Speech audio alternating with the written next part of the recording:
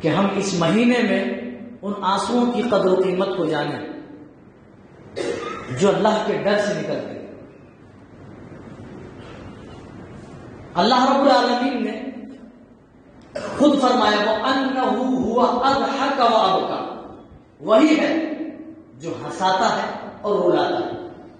تو ہنسانے والی ذات اللہ کی، رلانے والی ذات اللہ کی، یعنی فرحت و شادمانی اللہ کی طرف سے، رنج مصیبت و تکالیف اللہ کی طرف سے۔ ہم انسانوں کی زندگی میں دو مرحلے ہمیشہ آتے ہیں، ایک مرحلہ خوشی کا، دوسرا غم کا۔ جب خوشی کا مرحلہ آتا ہے آدمی ہنس کر مسکرا کر ظاہر کرتا ہے کہ میں خوش ہوں، اور جب غم کا مرحلہ آتا ہے آدمی رو کر آنسو بہا کر اس کا اظہار کرتا ہے۔ اسی لیے علماء کرام نے باقاعدہ آنسوؤں کی تحریر پر آنسوؤں کی قسمیں لکھی،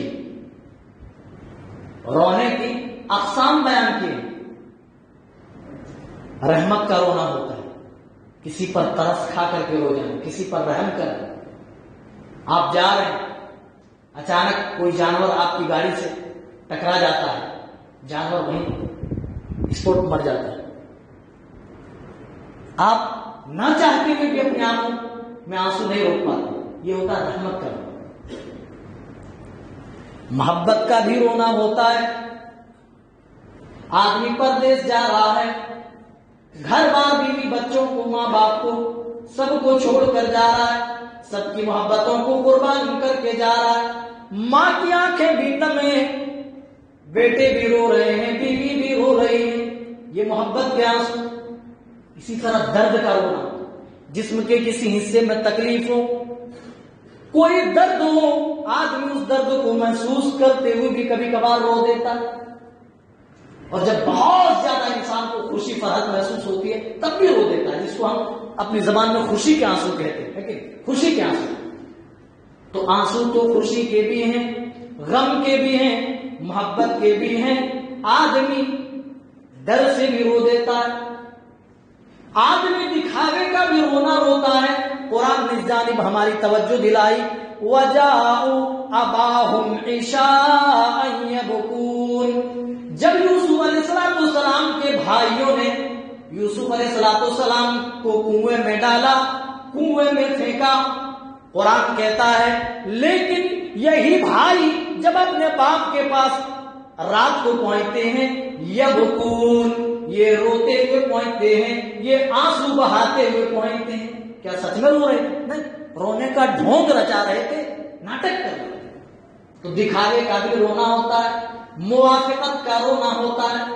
کسی کو روتے ہوئے دیکھ لیا، رونے کی کیفیت معلوم نہیں، وجہ معلوم نہیں، آدمی اپنے اندر بھی قابو نہیں پاتا ہے، اس کی آنکھیں بھی بھر آتی ہیں، اس کو کہتے ہیں موافقت کا رونا۔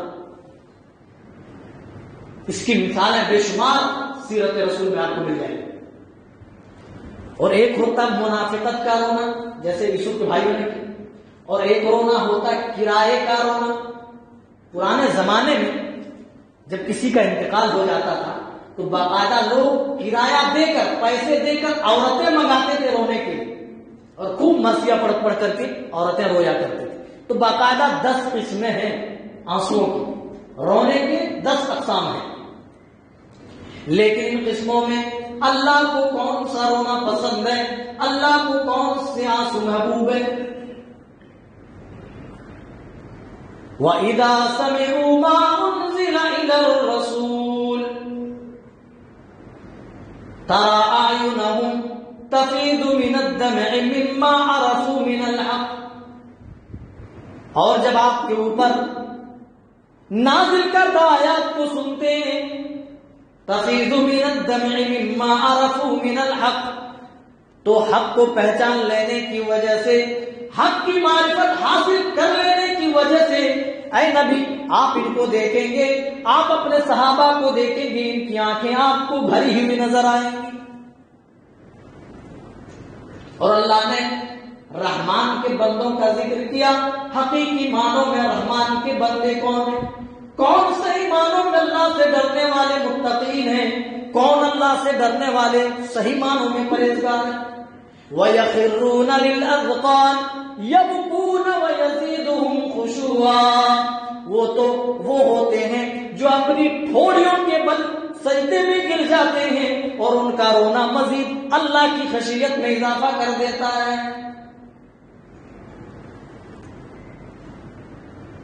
اور ایک جگہ اللہ نے فرمایا جب یہ رحمان کی آیتیں سنتے ہیں تو اپنے اندر قابو نہیں پاتے بلکہ سجدے میں گر جاتے ہیں اور رونے لگ جاتے ہیں. خروا سجدا وبکیا، وہ سجدے میں گر جاتے ہیں اور اللہ کے خوف سے، اللہ کے ڈر سے آنسوؤں کے قطرے ان کی آنکھوں سے جاری ہو جاتے ہیں.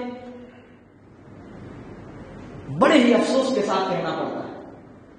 چلو جن کے دل سخت ہیں ان کی بات نہیں کرتا میں، بالکل بھی نہیں، ان کا کوئی قصور نہیں. انہوں نے جرم اتنے کیے، گناہ اتنے کیے کہ گناہوں کی کثرت کی وجہ سے اپنے دل کو سخت کر لیے، لاک کر لیے. اللہ کہتا کل حجارہ، تمہارے دل تو پتھر کی طرح ہو گئے، او اشد قسوہ، بلکہ اس سے بھی زیادہ سخت ہو گئے. پھر اللہ تعالیٰ پتھروں کی صفات بیان کرتا ہے.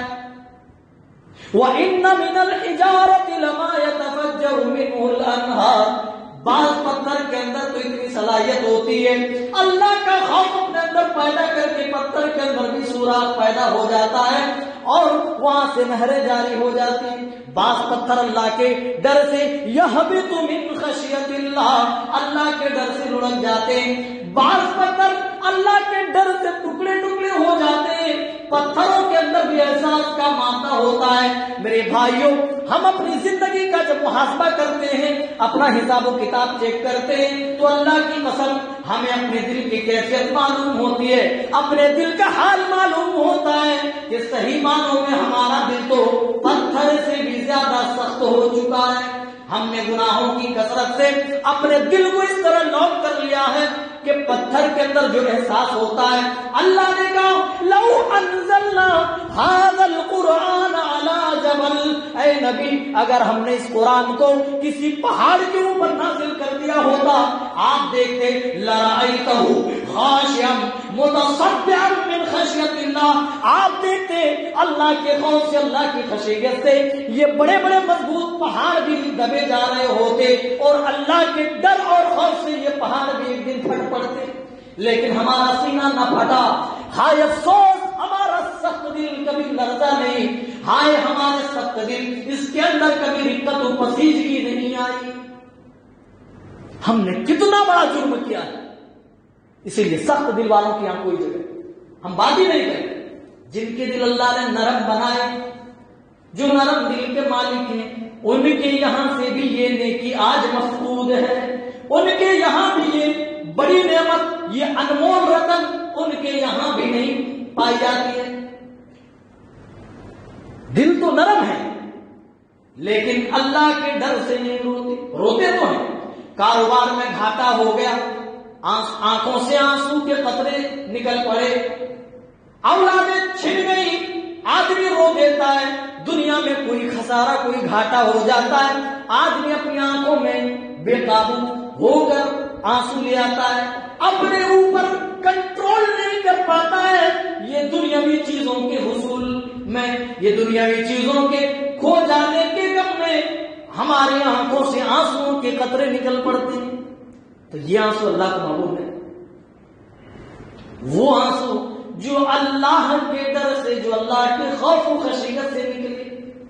پوری زندگی کا محاسبہ کریں تو پوری زندگی میں کبھی آپ کو موقع بہت کم ایسا ملا ہوگا جن موقعوں پر آپ نے اللہ کے ڈر سے، خالص اللہ کی خشیت میں اپنی آنکھوں سے آنسو بہائے. اور آج کن کو فرصت ہے، سب مست ہے دنیا میں، کسی کو لگتا ہی نہیں ہے کہ انہیں ایک دن مر کر کے جو کچھ کر رہے ہیں ان کا حساب دینا. سب مست بزی، ابھی نکلیں گے مسجد سے پھر ہائے اللہ ہائے اللہ شروع.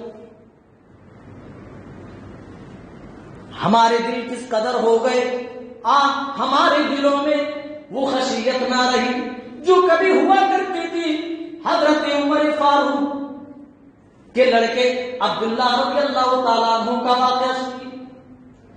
راوی حدیث کہتے اپنے چند ساتھیوں کے ساتھ یہ گھومنے نکلتے ہیں، زاد راہ لیتے ہیں، سفر کا خرچ لیتے ہیں، چلو وہیں پر کھانا کھائیں گے، ہم لوگ گھومیں گے. جنگل سے گزرتے ہیں، ڈھلوان سے نیچے اترتے، وہیں پر پڑاؤ ڈالتے، یہ کہتے ہوئے کہ یہاں ہم کھانا کھائیں گے اور یہاں کھانے کے بعد پھر ہم آگے کا راستہ طے کریں گے۔ ابھی دسترخوان بچھ ہی رہا تھا کہ اچانک ایک چرواہے پر نظر پڑتی ہے جو سخت گرمی کے موسم میں چلچلاتی ہوئی دھوپ میں بکریوں کا ریوڑ لیے بکریاں چرا رہا ہے۔ حضرت عبداللہ ابن عمر نے جب اس کو دیکھا تو کہا کہ کیوں نہ اس بندے کو بھی اپنے دسترخوان میں شامل کر لیں۔ کہا ادھر آ جاؤ، ہم لوگ گھومنے نکلے ہیں، ہمارے پاس کھانے پینے کی اشیاء ہیں، کھانے پینے کی چیزیں، آؤ تم بھی دسترخوان کے اندر شامل ہو جاؤ۔ میرے بھائیوں، بڑی حیرت ہوگی اور بڑا تعجب ہوتا ان لوگوں پر جو اس ماہ مقدس کو پانے کے بعد بھی دن کی حالت میں کھاتے پیتے نظر آتے ہیں۔ وہ روزہ خور لوگ ہیں۔ ارے چرواہے سے پوچھو کل تک ایک بکری چرانے والے کا ایمان کتنا مضبوط تھا، کتنا مضبوط تھا۔ یہ رمضان کا مہینہ نہیں تھا۔ وہ کیا جواب دیتا؟ صاحب میں آپ کے دسترخوان پر بیٹھ نہیں سکتا، میں آپ کے دسترخوان پر بیٹھ کر کھانا نہیں کھا سکتا کیونکہ میں روزے سے ہوں، میں نے روزہ رکھا ہوا۔ حضرت عبداللہ ابن عمر کہتے ہیں ارے گرمی اتنی سخت ہے، دھوپ اتنی تگڑی ہے، اتنی سخت گرمی میں تم روزہ کیسے رکھ لیتے ہو؟ کیا تمہیں گرمی نہیں لگتی ہے؟ کیا تمہیں چلچلاتی ہوئی دھوپ اثر نہیں کرتی ہے؟ کہا صاحب اس دن کی گرمی کے مقابلے میں آج کی گرمی تو کچھ بھی نہیں ہے۔ اس دن کی گرمی سے بچنے کے لیے ہی میں نے آج کی گرمی کو ترجیح دی ہے۔ ذرا غور کریں، کل تک ایک چرواہے کے پاس کتنا بڑا مضبوط ایمان ہوا کرتا تھا۔ حضرت عبداللہ ابن عمر کہتے چلو آزما لیا جائے، کہتے بِعِدِی شاطن، چلو کوئی بات نہیں، روزے سے ہو رہو، شوق سے رہو، بس آپ سے گزارش ہے، ہم بھوکے، ہمارے ساتھی بھوکے، بس ایک بکری ہمیں بیچ دو، ہم پیسے دیتے ہیں تمہیں، کھانے پینے کی دوسری چیزیں عنایت کر دیتے، بس ایک بکری اس کے بدلے دے دیتے، بِعِدِی شاطن، ایک بکری ہمیں بیچ دو۔ کہا صاحب یہ بکریاں میری نہیں، میرے مالک کی ہیں، میں نہیں بیچ سکتا۔ اگر مالک پوچھے گا ایک بکری تم نے کہاں گم کر دی تھی، میں اپنے مالک کو کیا جواب دوں گا؟ کہا کہہ دینا اپنے مالک سے کہ ایک بکری بھیڑیا کھا گیا ہے۔ ارے اتنی ساری بکریاں ہیں، پورا ریوڑ موجود ہے، اگر ایک بکری گم ہو جائے تو بھائی اس کا کیسے پتا چلے گا؟ اور پتا چل بھی جائے تو بول دینا ایک بکری بھیڑیا کھا گیا۔ میرے بھائیو، کہنا بھی آسان، سننا بھی آسان، لیکن ایسا مرحلہ جب زندگی کے کسی موڑ میں آ جائے تو اچھوں کا بھی ایمان چھلنی ہو جاتا ہے۔ یہ دنیا ہے، یہ مال کی محبت ہے جس کی محبت نے اچھوں کو بگاڑا ہے۔ اللہ کی قسم، چند ٹکوں پر بڑے بڑے نمازیوں کو، حاجیوں کو بکتے ہوئے دیکھا۔ ارے ایسا مضبوط ایمان۔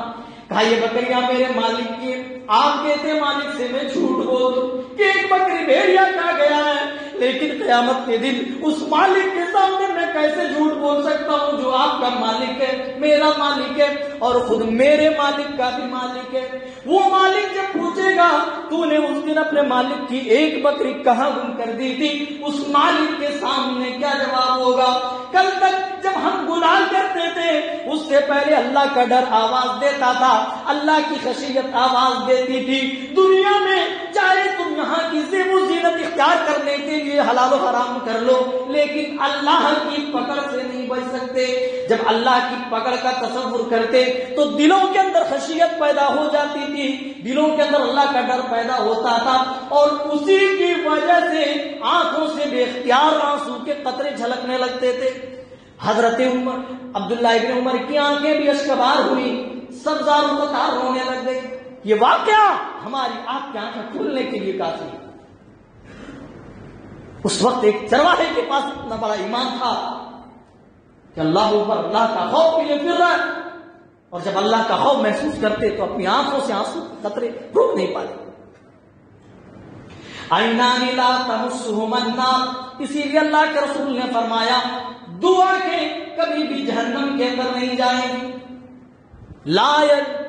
لا تمسہما النار عین بکت من خشیت اللہ، پہلی وہ آنکھ جو اللہ کے ڈر سے رو جائے، جو اللہ کے ڈر سے خوف کھا جائے۔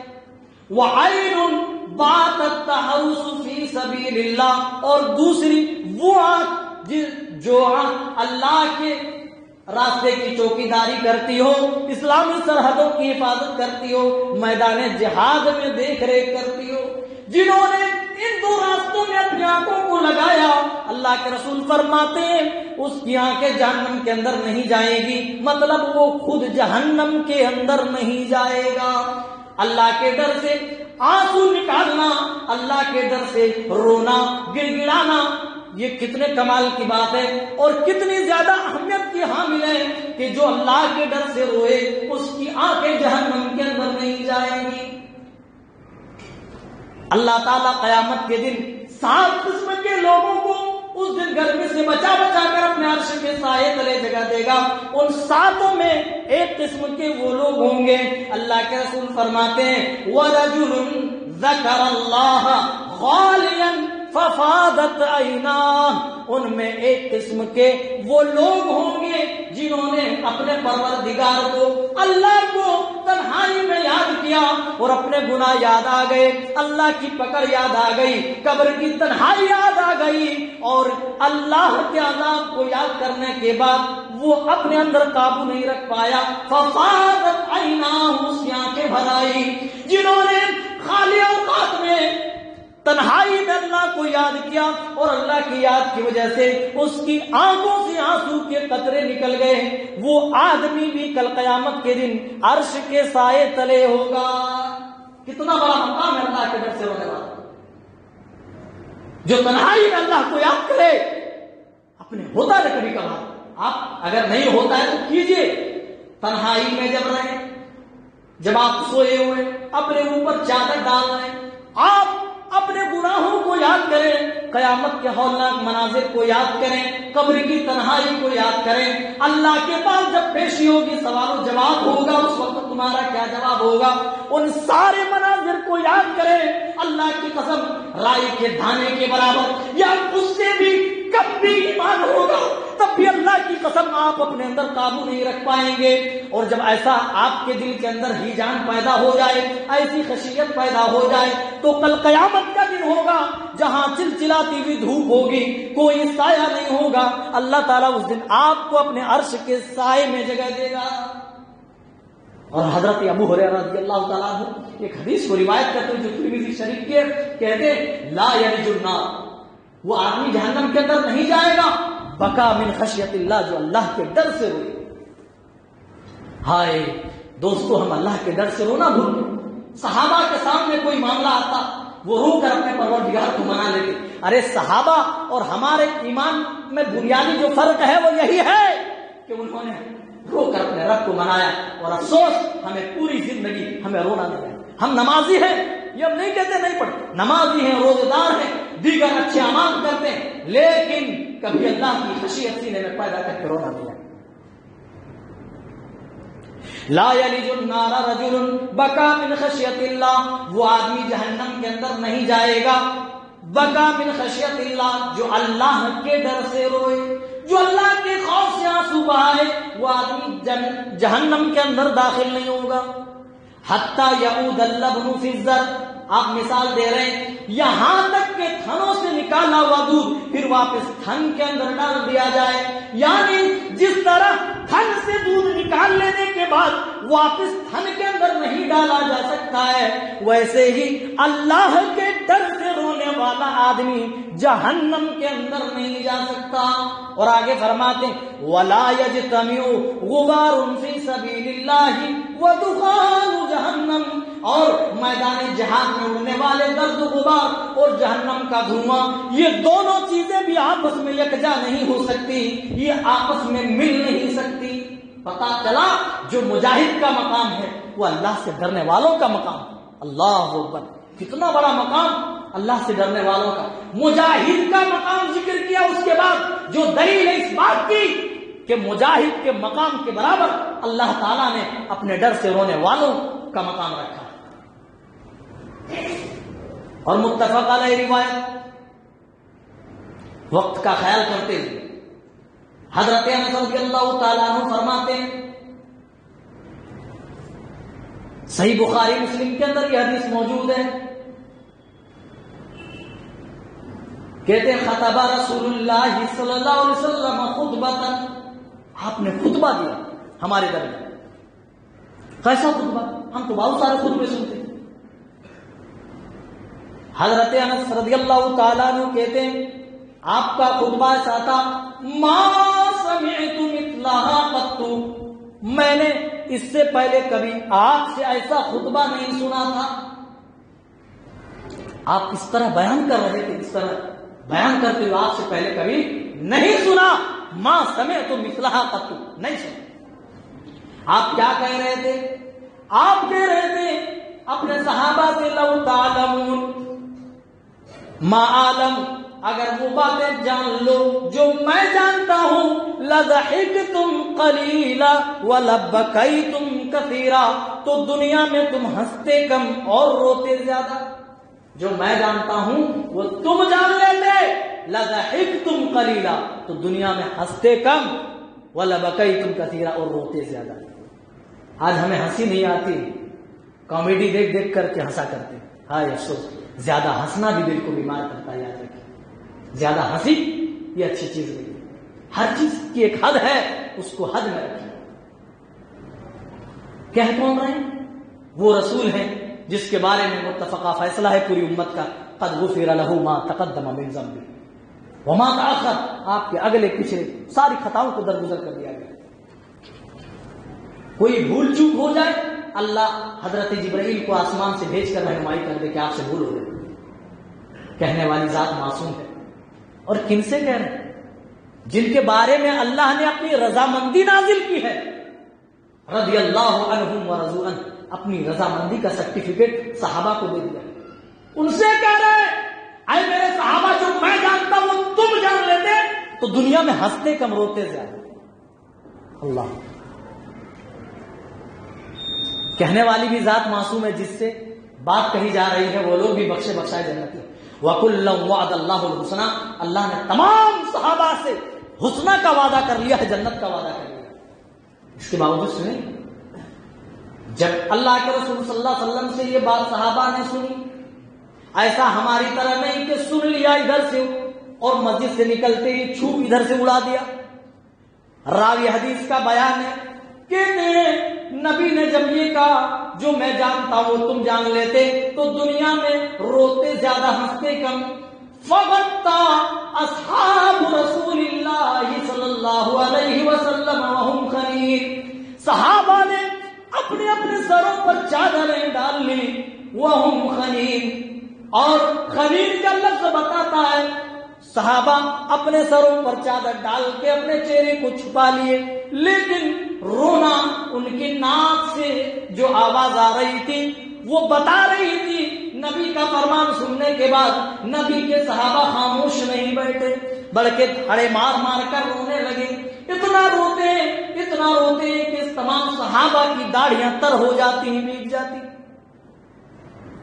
اللہ، وہ صحابہ جو بخشے بخشائے ہیں، جن کی جیب میں جنت کی ٹکٹ پڑی ہوئی ہے، وہ اپنے اوپر جب نبی کا فرمان سنتے تو اپنے اوپر چادر ڈال لیتے ہیں تاکہ ہمارا رونا ظاہر نہ ہو. لیکن اپنا رونا تو صحابہ نے چادر ڈال کر کے چھپا لیا، لیکن خنیر کا لفظ بتاتا ہے کہ نبی کا فرمان سننے کے بعد صحابہ ہزاروں قطار ہو گئے. میرے بھائیوں، یہ مبارک مہینہ بڑی ہی اللہ رب العالمین نے ہمیں خوش قسمتی سے دیا ہے. اللہ رب العالمین نے بڑا ہی کرم کرتے ہوئے ہمیں دیا ہے، تو اس مہینے کو ضائع نہ ہونے دے. بہت سارے ایسے لوگ ملتے ہیں جنہیں اس ماہ مبارک میں بھی اللہ کی بارگاہ میں رونے کی توفیق نہیں ملتی. اپنے گناہوں کو یاد کر کے، اپنے گناہوں کی پوٹلی رکھ کر رب کے سامنے معافی کی توفیق نہیں ملتی. ہمارا رب یہ کہتا ہے جب بھی تم انک ما دعوتنی ورجوتنی غفرت لک، جب تم مجھ سے مانگو گے، مجھ سے امیدیں وابستہ رکھو گے، تب تک میں تیرا گناہ درگزر کرتا ہوں. ثم استغفرتنی غفرت لک، میں تمہیں درگزر کرنے کو تیار ہوں، لیکن تو رو کر گڑ گڑا کر مجھ سے مانگ تو صحیح، مجھ سے معافی تو طلب کر. ہائے، ہمیں رونا نہیں آیا، ہمیں رو کر اپنے رب کو منانا نہیں آیا.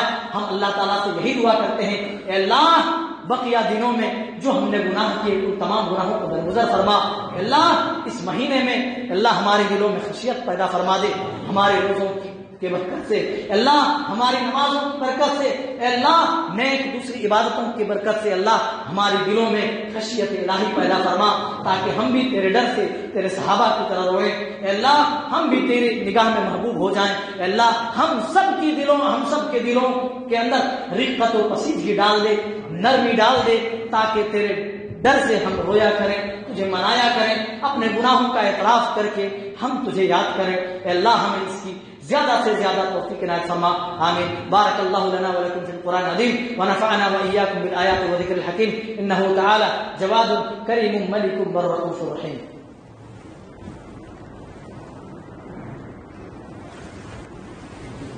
إن الحمد لله نحمده ونستعينه ونستغفره ونعوذ بالله من شرور أنفسنا ومن سيئات أعمالنا، من يهد الله فلا مضل له ومن يضلله فلا هادي له، وأشهد أن لا إله إلا الله وحده لا شريك له، وأشهد أن محمدا عبده ورسوله، أما بعد فإن خير الحديث كتاب الله، وخير الهدي هدي محمد صلى الله عليه وسلم، وشر الأمور محدثاتها وكل محدثة بدعة وكل بدعة ضلالة وكل ضلالة في النار۔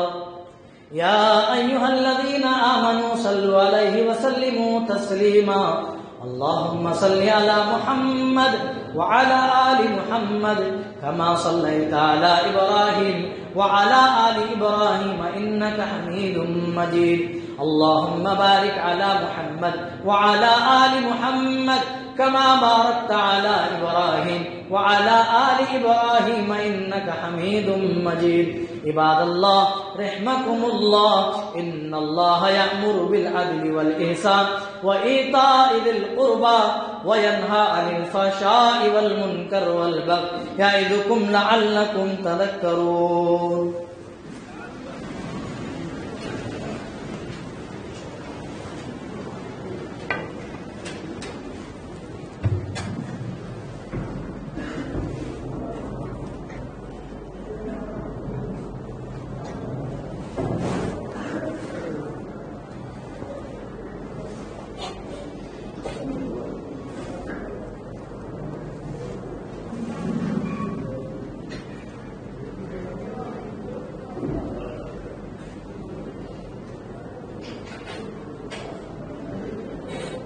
الله أكبر الله أكبر، أشهد أن لا إله إلا الله، أشهد أن محمدا رسول الله، حي على الصلاة حي على الفلاح، قد قامت الصلاة قد قامت الصلاة، الله أكبر الله أكبر، لا إله إلا الله۔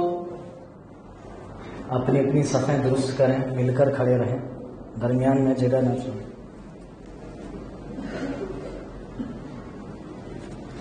اللہ اکبر۔